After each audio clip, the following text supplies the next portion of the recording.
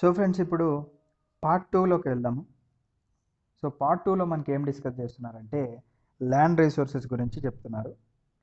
So land అనేది ఎందుకు ఒక ఇంపార్టెంట్ రిసోర్స్ అని చెప్పి మనం అనుకున్నట్లయితే ల్యాండ్ మీద మనం నివసిస్తున్నాము అండ్ మనతో పాటు చాలా యానిమల్స్ కానీ ప్లాంట్స్ కానీ అండ్ వేరియస్ అదర్ యాక్టివిటీస్ కూడా మనకి ల్యాండ్ మీదే జరుగుతున్నాయి అన్నమాట.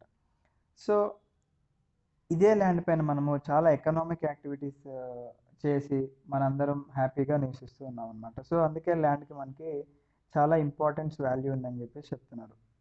దీంట్లో మనకి natural vegetation, wild life, human life and economic activities, transport, communication etcetera etcetera మనకి ఇవన్నీ కూడా మన భూమి మీదే జరుగుతున్నాయి అని చెప్పేసి చెప్తున్నారు. సో మన భారతదేశంలో మనం 100% మనం ల్యాండ్ కనుక కన్సిడర్ చేసుకున్నట్లయితే దాంట్లో 43% ప్లేన్స్ ఉన్నాయి. అంటే మైదాన భూములు 43% ఉన్నాయి. 30% మౌంటైన్స్ ఉన్నాయి, అంటే పర్వతాలు 30% ఉన్నాయి. అండ్ అలాగే 27% వచ్చేసి మనకి ప్లాట్యూస్ ఉన్నాయన్నమాట, అంటే పీఠభూములు. వీటిని ఒకసారి ఇమేజ్లో చూసుకుందాం మనం. సో ఫ్రెండ్స్ ఇక్కడ చూసుకున్నట్లయితే మనకి చాలా అద్భుతంగా ఇక్కడ చూపించడం జరిగింది. ఫస్ట్ వచ్చేసి మనకి ఇక్కడ ప్లెయిన్ అంటే ఏంటి, ఇక్కడ మోస్ట్లీ ఇక్కడ ఒక ఫ్లాట్ ల్యాండ్ అనమాట. అంటే ఇదే ప్లెయిన్ మీద మనము వేరియస్ అగ్రికల్చర్ యాక్టివిటీస్ చేసుకుంటూ ఉంటాము అండ్ ఇంకా చాలా యాక్టివిటీస్ కూడా మనకి ఇక్కడ చూడడం జరుగుతుంది. నెక్స్ట్ వచ్చేసి ప్లాట్యూ అంటే మనకి ప్లెయిన్ కన్నా ఎత్తుగా ఉంది, బట్ ఇక్కడ ఒక ఫ్లాట్ ల్యాండ్ చూపించడం జరిగిందనమాట. సో ఇది ప్లాట్యూ. నెక్స్ట్ వచ్చేసి మౌంటైన్స్ అంటే పర్వతాలు. అక్కడ మోస్ట్లీ మనకి అగ్రికల్చర్ యాక్టివిటీస్ అనేవి చాలా అరుదుగా కనిపిస్తూ ఉంటాయి అన్నమాట. అండ్ అలాగే కొంతమందికి కొన్ని డౌట్స్ ఉంటాయి. హిల్ అంటే చిన్న చిన్న పర్వతాలు ఉంటాయి కదా, సో వాటిని హిల్స్ అంటారు. నెక్స్ట్ వచ్చేసి ఇక్కడ మనకి లేక్ గురించి అండ్ అలాగే కోస్టల్ ప్లేన్స్ గురించి, రివర్ గురించి, బే గురించి, పెనిన్సులా గురించి చాలా అద్భుతంగా చూపించారు ఒకటే ఇమేజ్లో. సో ఇది మీరు గూగుల్లో నుంచి కూడా డౌన్లోడ్ చేసుకోవచ్చు, ఆర్ఎల్స్ మీరు వీడియో పాజ్ చేసుకొని ఒక స్క్రీన్ షాట్ తీసుకోండి. నెక్స్ట్ అలాగే ఇక్కడ కూడా మనకు ఉంది ఒక ఇమేజ్. దీంట్లో మనకి జియోగ్రఫీ సంబంధించిన అన్ని టర్మినాలజీ ఇక్కడ ఉన్నాయన్నమాట. మనకి మౌంటైన్ అంటే ఏంటి, గ్లేషియర్ అంటే ఏంటి, tributary, plain, divide, river, harbour, peninsula etcetera. So వీటన్నిటి గురించి కూడా మనకి ఒక సింగిల్ ఇమేజ్లో చాలా అద్భుతంగా చిత్రీకరించారు. సో ఇది కూడా మీరు ఒకసారి వీడియో పాజ్ చేసుకొని స్క్రీన్ షాట్ తీసుకోండి, లేకపోతే గూగుల్లో ఇమేజ్ని డౌన్లోడ్ చేసుకుంటే మనకి ఏ డౌట్స్ ఉన్నా కానీ దీంట్లో మనకి క్లారిఫై అయిపోతుంది జియోగ్రఫీ రిలేటెడ్గా.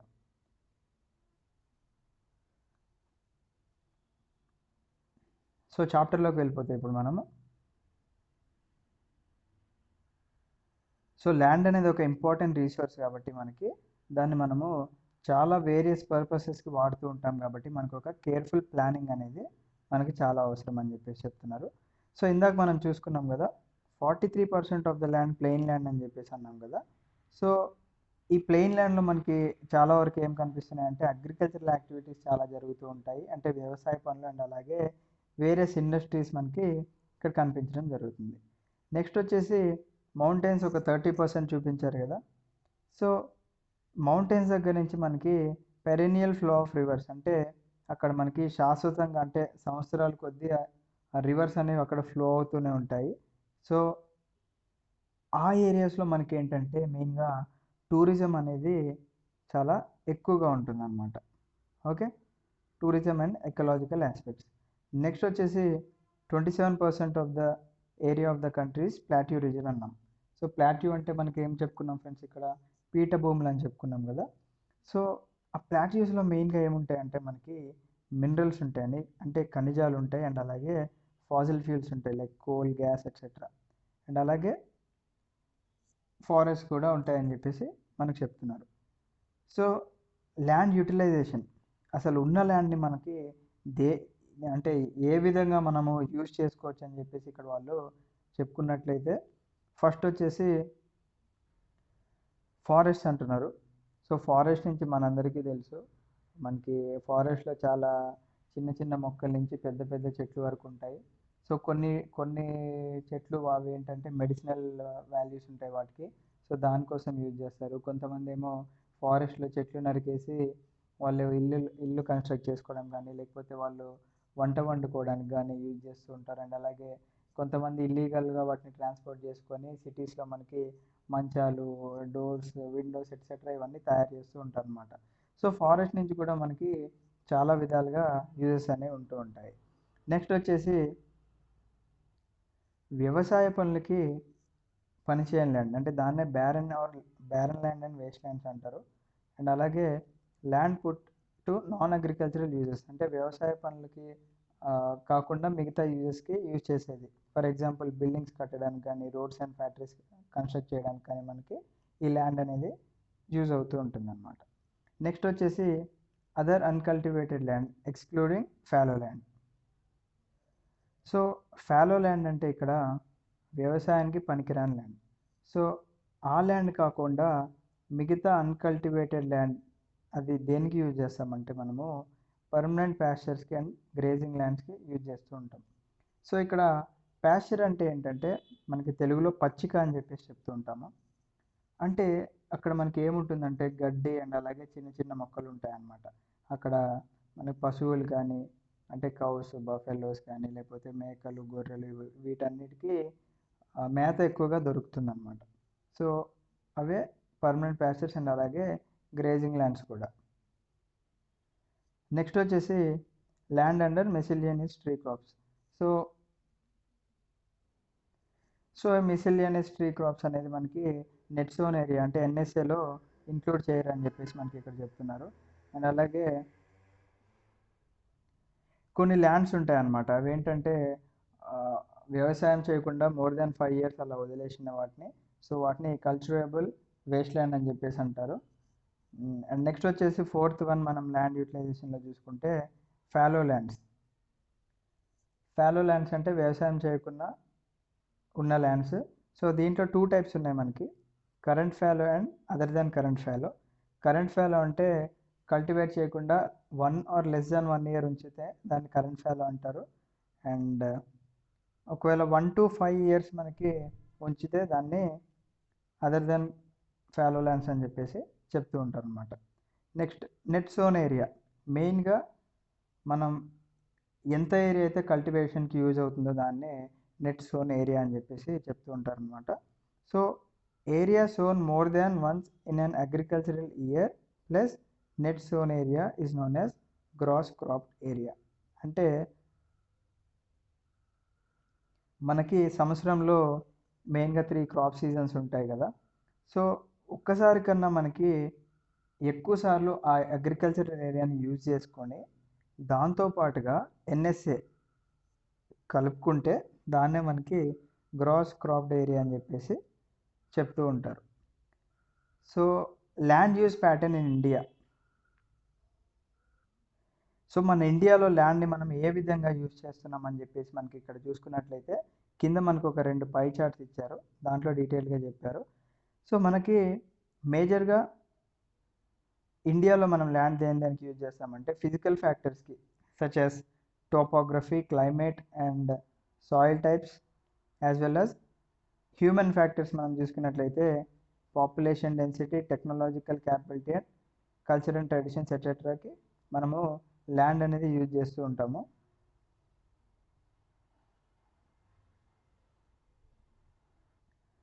సో ఫ్రెండ్స్ ఇక్కడ మనకి ఈ ల్యాండ్ యూజ్ ప్యాటర్న్ అసలు 1960లో మనం ఏ విధంగా యూజ్ చేసాము అండ్ 2014-15లో మనం ఏ విధంగా యూజ్ చేసామని చెప్పేసి మనం చూసుకున్నట్లయితే ఫస్ట్ 1960-61లో ఫారెస్ట్ ఏరియా మన ఇండియాలో 18.11% ఉండేది.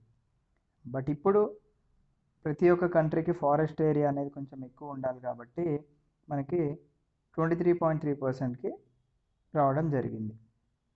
నెక్స్ట్ వచ్చేసి బ్యారన్ అండ్ అన్కల్చరబుల్ వేస్ట్ ల్యాండ్ అది 18.11% నుంచి చాలా 5.5%కి తగ్గించారనమాట. సో ఇది ఒక మంచి పని అని చెప్పుకోవచ్చు, ఎందుకంటే ఆ వేస్ట్ ల్యాండ్ ఏదో ఒక విధంగా వాళ్ళు కన్వర్ట్ చేసుకొని వాళ్ళు కొంచెం కుదించడం జరిగింది. నెక్స్ట్ వచ్చేసి area under non agricultural uses ఇది 4.95% నుంచి వాళ్ళు ఇక్కడ పెంచడం జరిగింది 8.7%కి. అండ్ అలాగే ఒకసారి రిమైనింగ్ కూడా మీరు ఒకసారి వీడియో పాజ్ చేసుకొని చూడండి, సో దట్ మీకు ఆ డిఫరెన్స్ అనేది చాలా క్లియర్గా తెలుస్తూ ఉంటుందన్నమాట. నెక్స్ట్ వచ్చేసి total geographical area in India. మన ఇండియాలో టోటల్ జాగ్రఫికల్ ఏరియా తీసుకున్నట్లయితే 3.28 మిలియన్ స్క్వేర్ కిలోమీటర్స్ ఉంది. దాంట్లో మనకి ఓన్లీ 93% సర్వే చేయడం జరిగిందనమాట. ఎందుకు అంటే మనకి నార్త్ ఈస్ట్ స్టేట్స్లో ఎక్సెప్ట్ అస్సాం, మిగతా ఏరియాస్లో మనకి కొంచెం అవి సర్వే చేయడం చాలా ఇబ్బందిగా ఉందని చెప్పేసి చెప్తున్నారు. అండ్ అలాగే జమ్మూ అండ్ కాశ్మీర్ ఏరియాస్ కూడా కొంచెం పాకిస్తాన్ ఆక్యుపైడ్, అండ్ అలాగే కొంచెం నార్త్ ఈస్ట్లో చైనాకి బార్డర్ ఉన్నవి కూడా వీళ్ళు కన్సిడర్ చేయలేదని చెప్పేసి చెప్తున్నారు. సో నెక్స్ట్ ఇక్కడ ఏం చెప్తున్నారంటే మనకి పర్మనెంట్ ప్యాస్చర్స్కి ఏదైతే ల్యాండ్ అలాట్ చేసిందో ఆ ల్యాండ్ అనేది డిక్రీజ్ అయిపోయిందని చెప్పేసి చెప్తున్నారు. సో ఇప్పుడు మరి మా పశువుల్ని మేము ఎలా మేపాలి అని చెప్పేసి వాళ్ళు ఇక్కడ ఒక క్వశ్చన్ అడుగుతున్నారు అనమాట. సో ఇక్కడ ఏమవుతుందంటే ఫ్రెండ్స్, ఇక్కడ ఈ ఫాలో ల్యాండ్స్ కాకుండా వేరే ఏవైతే ఉన్నాయో అవి చాలా పూర్ క్వాలిటీ ఉండడం వలన, లేకపోతే కాస్ట్ ఆఫ్ కల్టివేషన్ అనేది చాలా హైగా ఉండడం వలన మనకి ఈ ఇబ్బంది అనేది వస్తుందని చెప్పేసి చెప్తున్నారు. నెక్స్ట్ వచ్చేసి ఈ ల్యాండ్స్ ఏదైతే ఉన్నాయో ఇవి only once or twice per 2 to 3 years cultivate చేస్తున్నామని చెప్పేసి అంటున్నారు. అండ్ అవి కూడా నెట్ జోన్ ఏరియాలో ఇంక్లూడ్ చేస్తున్నట్లు అని చెప్తున్నారు ఇండియాలో. So it accounts to 54% of the total reporting area అని చెప్పేసి మనకి ఇక్కడ స్టాట్స్లో తెలుస్తుంది. అండ్ ఇంకోటి ఏంటంటే ఫ్రెండ్స్, నెట్ జోన్ ఏరియా మనకి ఒక స్టేట్ నుంచి ఇంకొక స్టేట్కి వేరీ అవుతుంది. సో ఫర్ ఎగ్జాంపుల్ మనకి ఇక్కడ చూసుకున్నట్లయితే పంజాబ్ అండ్ హర్యానా తీసుకున్నట్లయితే ఓవర్ 80% ఆఫ్ ద ఏరియాని వాళ్ళు కల్టివేట్ చేస్తున్నారు, which is included in the net sown area. And అలాగే లెస్ దెన్ 10% మనకి అరుణాచల్ ప్రదేశ్, మిజోరాం, మణిపూర్ అండ్ అండమాన్ నికోబార్ ఐలాండ్స్లో తీసుకున్నట్లయితే లెస్ దెన్ 10% వాళ్ళు ఎన్ఎస్ఏలో ఇంక్లూడ్ చేస్తున్నట్టు తెలుస్తుంది. సో ఫ్రెండ్స్ నెక్స్ట్ వచ్చేసి ఫారెస్ట్ ఏరియా తీసుకున్నట్లయితే మనకి ప్రతి ఒక్క కంట్రీకి according to national forest policy 1952 33% of the geographical area forest ఉండాలి అంటున్నారు. ఎందుకంటే ఇకలాజికల్ బ్యాలెన్స్ని మెయింటైన్ చేయడానికి మనకి 33% of the total geographical area ఒక కంట్రీలో ఫారెస్ట్ ఏరియా ఉండాలని చెప్పేసి అంటున్నారు. బట్ మనకి మన ఇండియాలో చూసుకున్నట్లయితే అన్ఫార్చునేట్లీ మనకి అంత లేదు. అండ్ ఇక్కడ చెప్తున్నారు forest area in the country is far lower than the desired 33% అని చెప్పేసి. And the livelihood of millions of people who live on the fringes of this forest depend upon it అని చెప్పేసి కూడా చెప్తున్నారు. అంటే మిలియన్స్ ఆఫ్ పీపుల్ ఎవరైతే forest ఏరియాస్లో నివసిస్తున్నారో వాళ్ళు ఆ ఫారెస్ట్ మీద డిపెండ్ అయి ఉన్నారని చెప్పేసి చెప్తున్నారు మనకి. అండ్ అలాగే a part of the land is termed as a waste land. అంటే మనకి ఇందాక ల్యాండ్ ప్యాటర్న్ చూసుకున్నట్లయితే కొన్నిటిని వేస్ట్ ల్యాండ్స్ అని చెప్పేసి అన్నారు కదా. ఆ వేస్ట్ ల్యాండ్స్లో ఏమేమి వస్తాయంటే మనకి ఇక్కడ rocky, arid and desert areas మనకి ఇక్కడ వేస్ట్ ల్యాండ్ కింద కన్సిడర్ చేయడం జరుగుతుంది. అండ్ అలాగే నాన్ అగ్రికల్చరల్ యూజెస్కి యూజ్ చేసే ల్యాండ్ ఉంది అని కూడా చెప్పారు కదా. సో వీటిలో మనకి ఏమవుతుందంటే సెటిల్మెంట్స్ అంటే జనాభాలు అక్కడ స్థిరపడడానికి, లేకపోతే roads, railways, industries etcetera construct చేయడానికి యూజ్ అవుతూ ఉంటుందన్నమాట నాన్ అగ్రికల్చరల్ యూజెస్. నెక్స్ట్ వచ్చేసి ల్యాండ్ డీగ్రేడేషన్. ల్యాండ్ అసలు ఎలా డిగ్రేడ్ అవుతుందంటే continuous use of land over a long period of time. అంటే ఒక ల్యాండ్ని మీరు కంటిన్యూస్గా యూజ్ చేస్తూ ఉన్నారనమాట సంవత్సరాల కొద్దీ. బట్ మీరు అప్రోప్రియేట్ మెజర్స్ తీసుకోలేదన్నమాట దాన్ని కన్జర్వ్ చేయడానికి కానీ మేనేజ్ చేయడానికి కానీ. సో అది అప్పుడు ల్యాండ్ అనేది డీగ్రేడ్ అయిపోతుంది అనమాట. సో దీనివల్ల మనకి సొసైటీ మీద అండ్ ఎన్వైర్న్మెంట్ మీద మనకి ఎఫెక్ట్ పడుతుంది అని చెప్పేసి చెప్తున్నారు. సో ఆ ల్యాండ్ ఎలా డిగ్రేడ్ అవుతుంది అండ్ అలాగే కన్జర్వ్ చేయడానికి మనకి ఏమేం మెజర్స్ తీసుకోవాలని చెప్పేసి మనకి నెక్స్ట్ టాపిక్లో చెప్తున్నారు. So we have shared our land with the past generations and we have to do so with the future generations too. అంటే మనము పాస్ట్ జనరేషన్స్ ఎవరైతే ఉన్నారో వాళ్ళతో కూడా మనం ల్యాండ్ అనేది షేర్ చేసుకున్నాం. అండ్ అలాగే ఫ్యూచర్లో ఎవరైతే కిడ్స్ కానీ ఎవరైతే లివింగ్ అండ్ అంటే జనాలు కానీ లేకపోతే యానిమల్స్ కానీ ఎట్సెట్రా ఏవైతే ఉన్నాయో వాటితో కూడా మనం ఈ ల్యాండ్ అనేది షేర్ చేసుకోవాలి అని చెప్పేసి చెప్తున్నారు. 95% ఆఫ్ అవర్ బేసిక్ నీడ్స్, అంటే మనం రోజువారు చూసుకున్నట్లయితే 95% of the basic needs such as food, shelter and clothing are obtain from the land. అంటే మనం నివసిస్తే భూమి నుంచే మనకి ఫుడ్ వస్తుంది, షెల్టర్ వస్తుంది అండ్ అలాగే క్లాతింగ్ కూడా లభిస్తుంది అని చెప్పేసి అంటున్నారు. Human activities have not only brought about degradation of land but have also aggravated the pace of natural forces to cause damage to land. అంటే మన హ్యూమన్స్ అంటే మనమే మన యొక్క ఓన్గా మనందరం ఏం చేస్తున్నామంటే మన హ్యూమన్ యాక్టివిటీస్ వల్లనే మనము ఈ డిగ్రేడేషన్ అనేది చేస్తున్నాము ల్యాండ్. అండ్ అలాగే కొన్ని న్యాచురల్ ఫోర్సెస్ని కూడా మనము డిస్ట్రాయ్ చేసి ల్యాండ్ని డ్యామేజ్ చేయడానికి మనమే ఇవన్నీ చేస్తున్నామని చెప్పేసి చెప్తున్నారు. సో ఆ హ్యూమన్ యాక్టివిటీస్ ఏంటి అంటే డీఫారెస్టేషన్, అంటే చెట్లు నరికేయడం కానీ, ఓవర్ గ్రేజింగ్ అంటే ఆ ల్యాండ్ పైన మనం ఎక్కువగా ఓవర్ గ్రేజింగ్ చేయడం కానీ, మైనింగ్ యాక్టివిటీస్, క్వారింగ్ ఎట్సెట్రా, ఇవన్నీ మనకి ల్యాండ్ డీగ్రేడ్ అవ్వడానికి ఎక్కువ ఆస్కారం ఉందని చెప్పేసి చెప్తున్నారు. అండ్ మనకి ఇక్కడ జార్ఖండ్, ఛత్తీస్గఢ్ అండ్ మధ్యప్రదేశ్, ఒడిశాలో చూసుకున్నట్లయితే మెయిన్గా డిఫారెస్టేషన్ దేనివల్ల అవుతుందంటే మైనింగ్ వల్ల జరుగుతుంది అనమాట. సో దీనివల్ల మనకి ల్యాండ్ అనేది డీగ్రేడ్ అయిపోతుంది. అండ్ అలాగే గుజరాత్, రాజస్థాన్, మధ్యప్రదేశ్, మహారాష్ట్ర ఓవర్ గ్రేజింగ్ వల్ల మనకి ల్యాండ్ అనేది డీగ్రేడ్ అవుతుందని చెప్తున్నారు. అండ్ అలాగే Punjab, Haryana, western UP and over irrigation వల్ల ల్యాండ్ డిగ్రేడ్ అవుతుంది. ఎందుకంటే ఆ ఓవర్ ఇరిగేషన్ చేయడం వల్ల అక్కడ వాటర్ అనేది ఎక్కువగా ఉండిపోయి and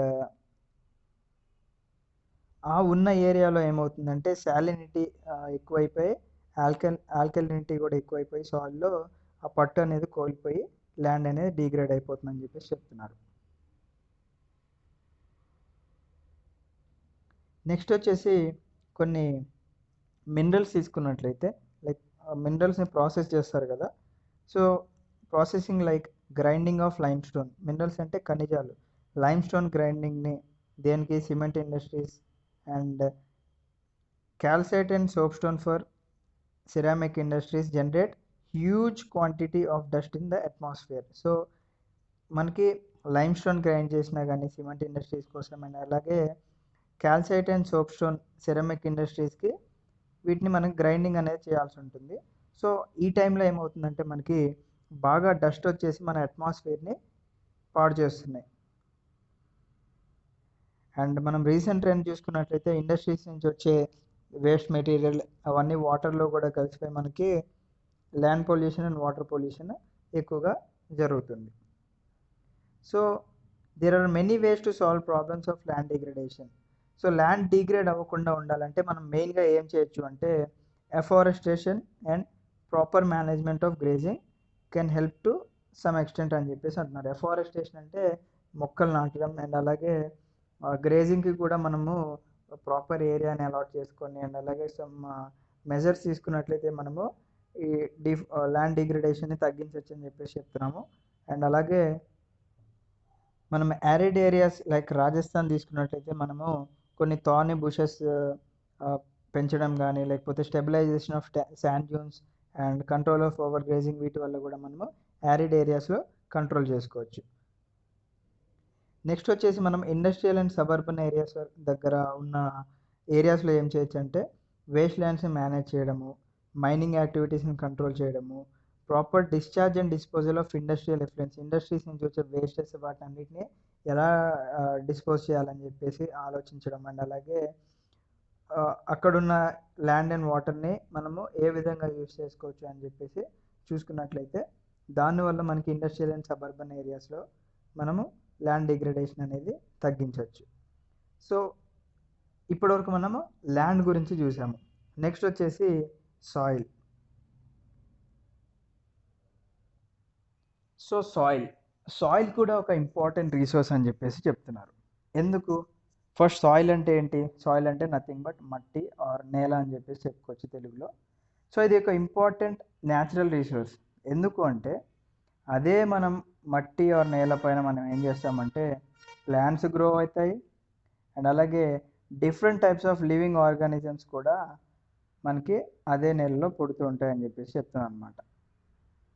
so soil is a living system and ఇది ఫామ్ అవడానికి మనకి మిలియన్స్ ఆఫ్ ఇయర్స్ పడుతుందని చెప్పేసి చెప్తున్నారు. ఎందుకంటే ఒక ఫ్యూ సెంటీమీటర్స్ ఆఫ్ డెప్త్ మనకి ఆ, అవ్వడానికి కొన్ని మిలియన్స్ ఆఫ్ ఇయర్స్ పడుతుందని చెప్పేసి చెప్తున్నారు.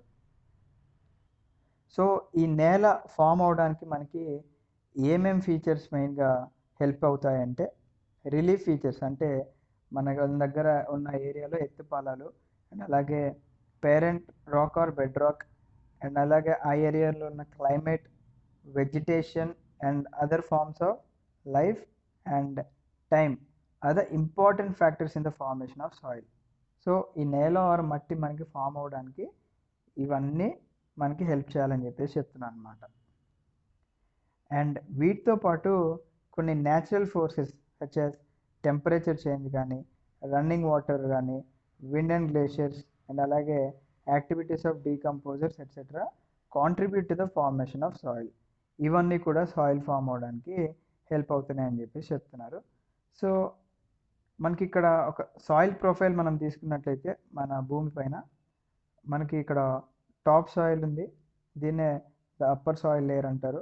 నెక్స్ట్ వచ్చేసి దీని కింద ఉన్న సాయిల్ని sub soil weathered rock sand and silt clay ఉంటుంది దీంట్లో. నెక్స్ట్ వచ్చేసి substratum weathered parent rock material. Next వచ్చేసి unweathered parent bed rock. So ఇది మన సాయిల్ యొక్క ప్రొఫైల్ అనమాట. అంటే మనము డీప్గా తవ్వినట్లయితే మనకి అంటే మన భూమిలో నుంచి మనం లోపలికి తవ్వినట్లయితే మనకి ఈ విధంగా కనిపిస్తూ ఉన్నది చెప్తున్నారు వీళ్ళు.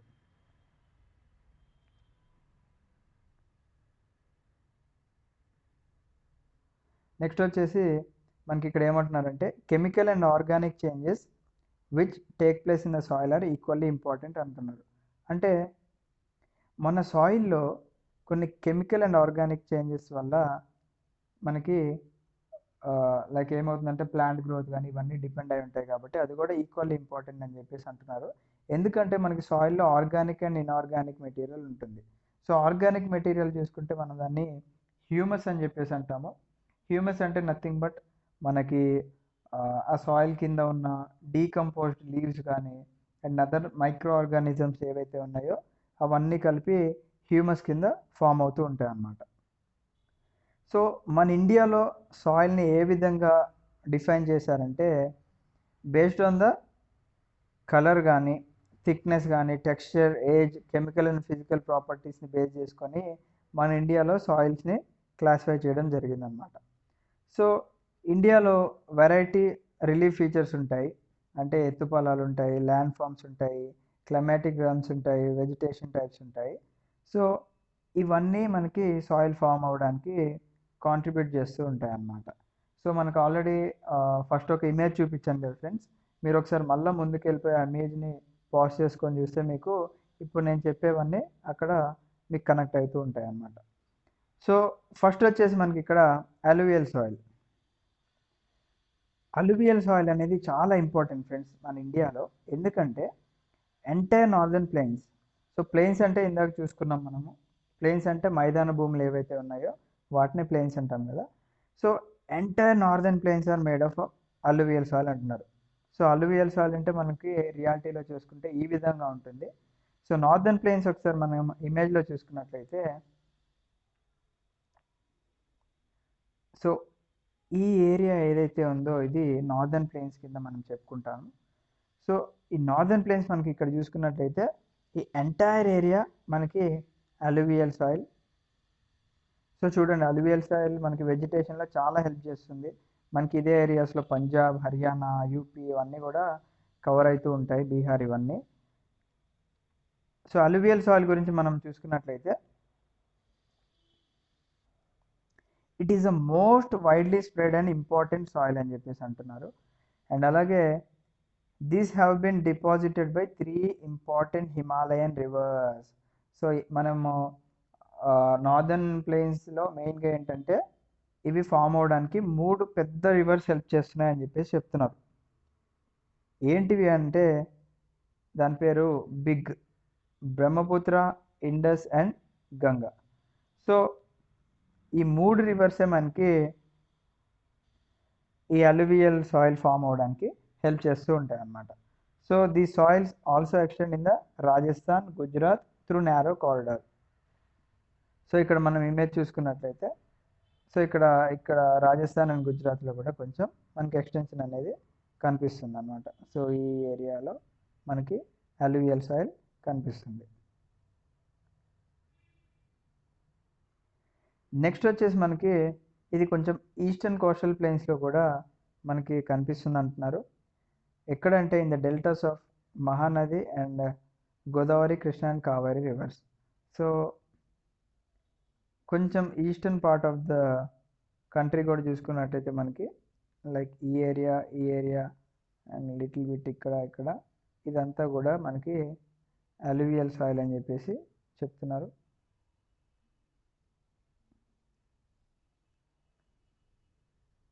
నెక్స్ట్ వచ్చేసి అలువియల్ సాయిల్. సో ఇక్కడ మనకి సాయిల్ మనం ఇమేజ్ చూసుకున్నట్లయితే మెయిన్గా ఈ సాయిల్లో ఏముంటుంది అంటే మనకి దాంట్లో శాండ్ ఉంటుంది, సిల్ట్ ఉంటుంది అండ్ అలాగే క్లే అంటే ఇసుక, మట్టి ఇవన్నీ కూడా ఉంటాయని చెప్పేసి అంటున్నారు. సో మనము ఈ సాయిల్ నుంచి మనము టువర్డ్స్ ద రివర్ వ్యాలీస్ మనం వెళ్ళినట్లయితే soil particles appear to be somewhat bigger in size. అంటే మనం రివర్స్ దగ్గరికి వెళ్ళినట్లయితే మనకి ఏదైతే ఈ మట్టి ఉందో అవి పెద్ద పెద్ద రాళ్ళు కానీ ఇవన్నీ మనకి చాలా పెద్దవిగా కనిపిస్తున్నాయని చెప్పేసి చెప్తున్నాను అనమాట. నెక్స్ట్ వచ్చేసి కొంచెం మనము రివర్ వ్యాలీకి పైకి వెళ్ళినట్లయితే అంటే near the place of the break of slope the soils are coarse, అంటే అక్కడ కొంచెం ముతకగా ఉంటాయని చెప్పేసి అంటున్నాను అనమాట. So such soils are most common in the piedmont plains such as Duars, chos and Terai. So మనకి ఇక్కడ పైడ్మౌంట్ అని చెప్పేసి ఒక స్టేట్మెంట్ ఇవ్వడం జరిగింది కదా. సో అది ఇమేజ్ చూసుకున్నట్లయితే సో ఇక్కడ కనిపిస్తుంది చూడండి. పైడ్మౌంట్ అంటే land at the foot of the mountain. So mountain ఎండ్లో అంటే మౌంటైన్కి కింద దాని యొక్క ఫూట్ రీజియన్లో ఉన్న ఏరియానే మనకి పైడ్మౌంట్ అంటారు. నెక్స్ట్ వచ్చేసి మనకి సాయిల్ని ఏజ్ కింద కన్సిడర్ చేసుకున్నట్లయితే అలువియల్ సాయిల్స్ని మనము ఓల్డ్ అలువియల్ అనొచ్చు. ఓల్డ్ అలువియల్ని మనము బాంగర్ అంటాం అండ్ అలాగే న్యూ అలువియల్ దాని పేరే ఖాదర్. సో ఇది కూడా ఎగ్జామ్లో చాలాసార్లు రిపీట్ అవ్వడం జరిగింది old alluvial and new alluvial గురించి. సో ఓల్డ్ అలువియల్ గురించి తీసుకున్నట్లయితే the bangar soil has a higher concentration of kankar nodules. So మనము కంకర్ నాడ్యూల్స్ హయ్యర్ కాన్సన్ట్రేషన్ ఎక్కడ ఉంటుందంటే ఓల్డ్ అలువియల్లో ఉంటుందన్నమాట. నెక్స్ట్ వచ్చేసి it has more fine particles and it is more fertile than the bhangar. Next వచ్చేసి alluvial soils అనేవి చాలా ఫెర్టైల్, అంటే ఇక్కడ మనకి ఎక్కువగా అగ్రికల్చరల్ యాక్టివిటీస్ జరుగుతుంది అండ్ అలాగే మోస్ట్ ఆఫ్ ది సాయిల్స్లో మనకి potash, phosphoric acid and lime కూడా లభిస్తూ ఉంది. సో దీనివల్ల మనకి మేజర్గా ఏమేమి క్రాప్స్ గ్రో అవుతాయంటే ఇక్కడ sugar cane, paddy, wheat and other serials and pulse crops ఇక్కడ గ్రో అవుతూ ఉంటాయి. సో ఇది ఎక్కువ ఫర్టిలిటీ ఎక్కువ ఉంటుంది కాబట్టి ఈ రీజియన్స్ మనకి ఎక్కువగా కల్టివేటెడ్ రీజియన్స్ కాబట్టి మనకి పాపులేషన్ కూడా ఇక్కడ చాలా ఎక్కువగా ఉంటుంది అని చెప్తున్నాము. అండ్ మనకి కొన్ని డ్రైయర్ ఏరియాస్లో ఈ సాయిల్ మనకి కొంచెం ఆల్కలీన్ ఉంటుంది. సో దీనికి మనం ప్రాపర్ ట్రీట్మెంట్ ఇచ్చినట్లయితే మళ్ళీ అది ఇరిగేషన్కి పనికొస్తుంది అని చెప్పేసి చెప్తున్నారు. Next black soil. దీని గురించి మేజర్గా ఎగ్జామ్లో ఏ క్వశ్చన్ వస్తుందంటే which of the following soil is suitable for the cultivation of cotton అని చెప్పేసి వస్తుంది. సో దీనే black soil in answer. So black సాయిల్నే మనం అదర్ నేమ్ ఏంటంటే రెగూర్ సాయిల్స్ అని చెప్పి కూడా పిలుస్తాము. సో ఇది మెయిన్గా కాటన్ గ్రో చేయడానికి పనికొస్తుంది కాబట్టి దీన్ని బ్లాక్ కాటన్ సాయిల్ అని కూడా చెప్తూ ఉంటారు. సో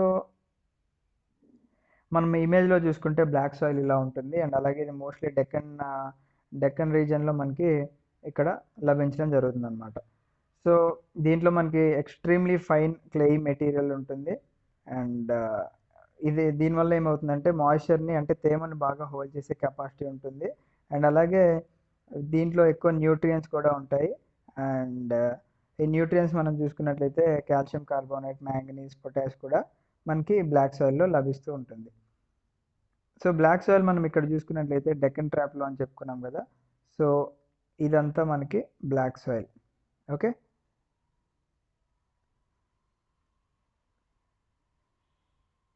సో మెయిన్గా మనకి ఇందాక సాయిల్లో మనకి క్రాక్స్ అనేవి మనకి కనిపించడం జరిగింది కదా. సో అవి poor in phosphoric contents. So దానివల్ల they develop deep cracks during the hot weather సీజన్లో అవి క్రాక్స్ అలా ఫామ్ అవ్వడం జరుగుతుంది అనమాట. Which helps in the proper aeration of the soil. So ఆ క్రాక్స్ రావడం వల్ల ఏం జరుగుతుంది, ఎయిర్ అనేది లోపలికి మంచిగా వెళ్తుంది కాబట్టి అక్కడ మనకి బాగా హెల్ప్ అవుతుంది. So these soils are sticky when wet. So మనందరికీ తెలుసు అవి తడిగా ఉన్నప్పుడు ఆబ్వియస్గా మనకి ఒక బంక మట్టి బురద లాగా ఉంటుంది. And difficult to work on unless till immediately after the first or during the pre monsoon period అని చెప్తున్నారు. నెక్స్ట్ వచ్చేసి red and yellow soils.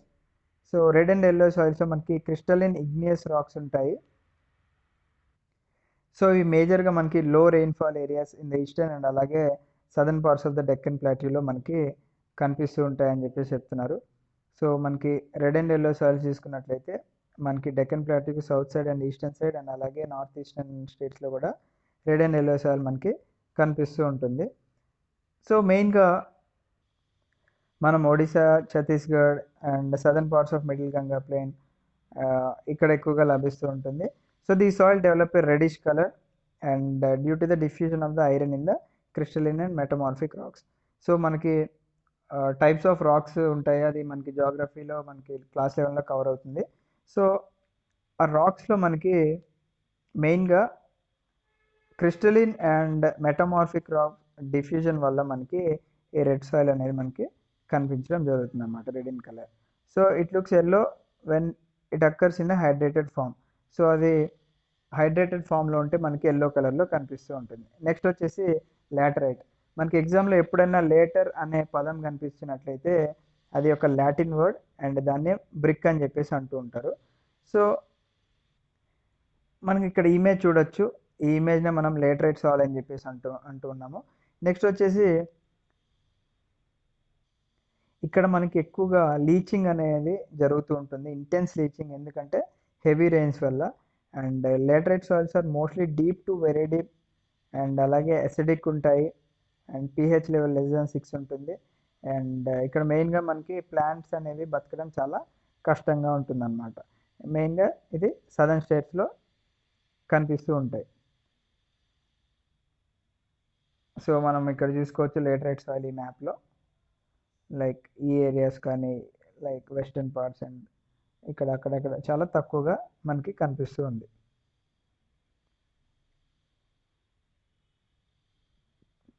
Next వచ్చేసి they are prone to erosion and degradation. So ఇక్కడ మెయిన్గా మనకి soil Erode కావడానికి and అలాగే degrade కావడానికి ఛాన్సెస్ ఎక్కువగా ఉంటాయి, ఎందుకంటే డ్యూ టు దర్ పొజిషన్, వాటి యొక్క position on the landscape. And అలాగే మనకి అవి డిగ్రేడ్ కాకుండా ఉండాలంటే మనం కొన్ని కన్జర్వేషన్ టెక్నిక్స్ ఫాలో అవుతూ ఉంటారు. అండ్ అలాగే అలా ఫాలో అయిన కొన్ని hilly areas like Karnataka, Kerala and Tamil Nadu చూసుకున్నట్టయితే వాటిని టీ అండ్ కాఫీ గ్రోయింగ్కి చాలా యూజ్ చేస్తూ ఉన్నారు అన్నమాట. సో అండ్ అలాగే కొన్ని areas like Tamil Nadu and Andhra Pradesh, కేరళలో మనకి రెడ్ లాటరైట్ సాయిల్ని యూజ్ చేసుకుని వాళ్ళు క్యాష్యూని పండిస్తారు, అంటే జీడిపప్పును కూడా పండిస్తారు. నెక్స్ట్ వచ్చేసి యారిడ్ సాయిల్స్. యారిడ్ సాయిల్ అంటే ఇక్కడ మెయిన్గా ఇది డెజర్ట్ ఏరియాస్లో ఉంటుంది అండ్ ఇది రెడ్ కలర్ నుంచి బ్రౌన్ కలర్లో మనకి చూడడం జరుగుతుంది.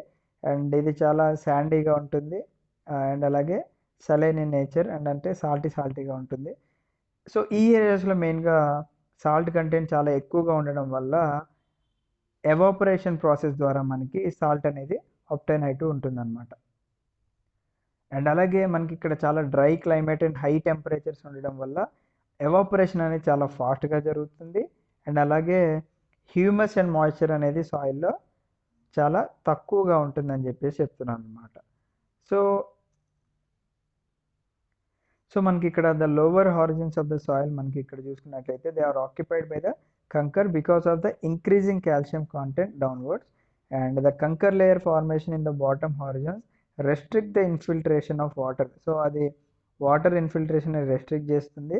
సో దీనివల్ల మనకి ప్రాపర్ ఇరిగేషన్ టెక్నిక్స్ అనేది ఫాలో అవ్వాల్సి ఉంటుంది. అండ్ అలా ఫాలో అయిన తర్వాత మనకి ల్యాండ్ అనేది కల్టివేట్ చేయడానికి ఈజీగా ఉంటుంది. నెక్స్ట్ వచ్చేసి ఫారెస్ట్ సాయిల్స్. సో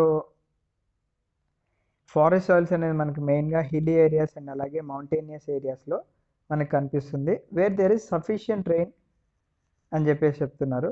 అండ్ అలాగే ద సాయిల్ టెక్స్చర్ ఒక్కొక్క ప్లేస్ నుంచి వేరే ప్లేస్కి వేరీ అవుతూ ఉంటుంది అని చెప్పేసి కూడా మనకు చెప్తున్నారు. నెక్స్ట్ ఇక్కడ ఇంపార్టెంట్ కాన్సెప్ట్ ఏంటంటే ఫ్రెండ్స్, ఇక్కడ soil erosion and soil conservation. So ఇక్కడ మనకి చూడొచ్చు సాయిల్ అనేది ఎలా ఎరోడ్ అయిపోతుందో, అంటే ఇలా ముక్కలు ముక్కలుగా విడిపోయి నీళ్ళలో కలిసిపోయి అలా కొట్టుకెళ్ళిపోతూ ఉంటుంది అనమాట. సో అలా సాయిల్ ఎరోడ్ అవ్వకుండా ఉండాలి అంటే మెయిన్గా ఏంటంటే మన హ్యూమన్ యాక్టివిటీస్ వల్ల ఇదంతా జరుగుతుంది అనమాట. లైక్ హ్యూమన్ యాక్టివిటీస్, డిఫారెస్టేషన్ తీసుకున్న, over grazing and construction and mining activities etcetera చూసుకున్నట్లయితే వాటి వల్ల మనకి సాయిల్ ఎరోడ్ అవుతుంది. అండ్ అలాగే కొన్ని న్యాచురల్ ఫోర్సెస్ తీసుకున్నట్లయితే విండ్, గ్లేషియర్స్ అండ్ వాటర్ వల్ల కూడా సాయిల్ అనేది ఎరోడ్ అయిపోతూ ఉంటుంది అనమాట. అండ్ అలాగే రన్నింగ్ వాటర్ ఏదైతే ఉందో అది ఈ సాయిల్ని కట్ చేసుకొని ఇక్కడ కొన్ని డీప్ ఛానల్స్ని తయారు చేస్తూ ఉంటుంది అనమాట, లైక్ గల్లీస్. సో ఇలా జరగడం వల్ల ఏమవుతుంది అంటే ఆ ల్యాండ్ అనేది కల్టివేషన్కి పనికి రాకుండా పోతుంది. సో దాన్నే మనం ఇక్కడ బ్యాడ్ ల్యాండ్ కింద కన్సిడర్ చేస్తూ ఉన్నాం అనమాట. So in the Chambal basin such lands are called ravines. So Chambal బేసిన్స్లో ఇలాంటి ల్యాండ్స్ని ఏమంటారంటే రావిన్స్ అని చెప్పేసి పిలుస్తూ ఉంటారు. నెక్స్ట్ వచ్చేసి గల్లీ ఎరోషన్.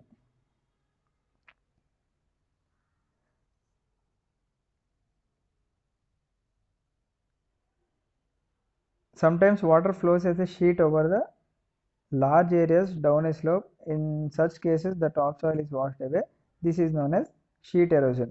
సో కొన్ని ఏరియాస్లో ఏమవుతుందంటే ఫ్రెండ్స్ మనకి ఇక్కడ వాటర్ అనేది బాగా ఫ్లో అవుతుంది, బాగా ఎక్కువ లార్జ్ ఏరియాస్లో మనకి వాటర్ అనేది ఫ్లో అవడం వల్ల టాప్ సాయిల్ ఏదైతే ఉందో, అంటే మన భూమి పైన ఉన్న టాప్ సాయిల్ ఏదైతే ఉందో అది వాష్ అయిపోతుంది అని చెప్పేసి అంటున్నారు.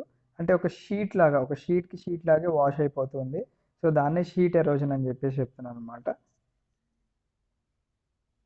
అండ్ అలాగే మనం గల్లీ ఎరోజన్ తీసుకున్నట్లయితే మనకి ఇక్కడ చూడొచ్చు ఇమేజ్. సో ఇక్కడ మనం వర్షం నీళ్ళు పడి కానీ ఇట్లా గుంటలుగా ఫామ్ అయ్యి చిన్న గల్లీస్ లాగా ఫామ్ అవుతుంది. నెక్స్ట్ వచ్చేసి విండ్ ఎరోషన్ తీసుకున్నట్లయితే మన పెద్ద గాలులు వచ్చినట్లయితే ఆ గాలులు ఏం చేస్తాయంటే ఈ పైన ఉన్న సాయిల్ని ఏదైతే ఉందో వాటిని ఆ గాలితో కొట్టుకెళ్ళిపోతూ ఉంటాయి అన్నమాట. సో దాన్నే విండ్ ఎరోషన్ అంటారు. So soil erosion is also caused due to the defective methods of farming. So మనము ఫార్మింగ్ సరిగ్గా చేయకపోయినా లేకపోతే డిఫెక్టివ్ మెథడ్స్లో ఫార్మింగ్ చేసినా కానీ మనకి సాయిల్ అనేది ఇరోడ్ అయిపోతూ ఉంటుంది. అండ్ అలాగే మనకి ప్లవింగ్ చేసుకున్న తప్పు పద్ధతిలో అప్పుడు కూడా మనకి సాయిల్ ఎరోజన్ అనేది జరుగుతూ ఉంటుంది అన్నమాట. So ploughing along the contour lines can decelerate the flow of water down the slopes. This is known as contour ploughing. So మనం ఒక కాంటూర్ తీసుకున్నట్లయితే, కాంటూర్స్ అంటే ఏంటంటే చిన్న చిన్న కొండల నుంచి పెద్ద కొండలు, వాటిని కాంటూర్స్ అంటాము.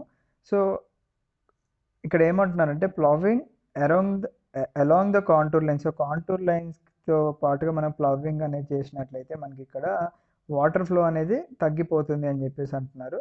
సో దీన్నే కాంటూర్ ప్లఫింగ్ అని చెప్పేసి అంటున్నారు. నెక్స్ట్ ఇంకొక టెక్నిక్ ఏంటంటే మనకి టెర్రస్ కల్టివేషన్ ఉంటుంది. సో మనకి వెస్టర్న్ అండ్ సెంట్రల్ హిమాలయస్లో మనకి ఈ టెర్రస్ ఫార్మింగ్ అనేది చూడొచ్చు. అండ్ అలాగే నెక్స్ట్ వచ్చేసి మనకి స్ట్రిప్ క్రాపింగ్ అని ఉంటుంది. అంటే మనకి ఏదైతే పంట పొలాల మధ్యలో చిన్న చిన్న స్ట్రిప్స్ ఆఫ్ గ్రాసెస్ అనేవి వాళ్ళు గ్రో చేయడం జరుగుతుంది. సో ఇది ఏంటంటే మెయిన్గా విండ్ అంటే పెద్ద గాలులు వీచినప్పుడు వాటికి ఏం కాకుండా హెల్ప్ చేస్తూ ఉంటుంది అనమాట. సో దీన్నే స్ట్రిప్ క్రాపింగ్ అంటారు. And planting lines of trees to create shelter also works in a similar way. Next, rows of such trees are called shelter belt. So next ఏంటంటే షెల్టర్ బెల్ట్స్ అంటే ఏంటంటే మనకి ట్రీస్ని మనం వరుసగా ప్లాన్ చేసినట్లయితే ఒక లైన్లో, సో అవి వాటిని మనం షెల్టర్ బెల్ట్స్ అంటాం అనమాట. సో ఈ షెల్టర్ బెల్ట్స్ మనకి ఏంటంటే శాండ్ యూస్ని స్టెబిలైజ్ చేయడానికి అండ్ అలాగే మనకి డెజర్ట్ ఏరియాస్లో బాగా హెల్ప్ అవుతుంది ఇన్ ద వెస్టర్న్ ఇండియా అని చెప్పేసి చెప్తున్నారు. సో ఇది ఫ్రెండ్స్ మెయిన్గా ఈ చాప్టర్. అండ్ ఈ వీడియోని మీరు పాజ్ చేసుకొని ఇక్కడ కొన్ని ఎంసీక్యూస్ కూడా ఉన్నాయి అండ్ అవి కూడా మీరు ఒకసారి అటెంప్ట్ చేయండి. సో ఇప్పటికే వీడియో 40 minutes వచ్చింది ఫ్రెండ్స్. సెకండ్ చాప్టర్ నేను రేపు చేస్తాను. Thank you. జై హింద్.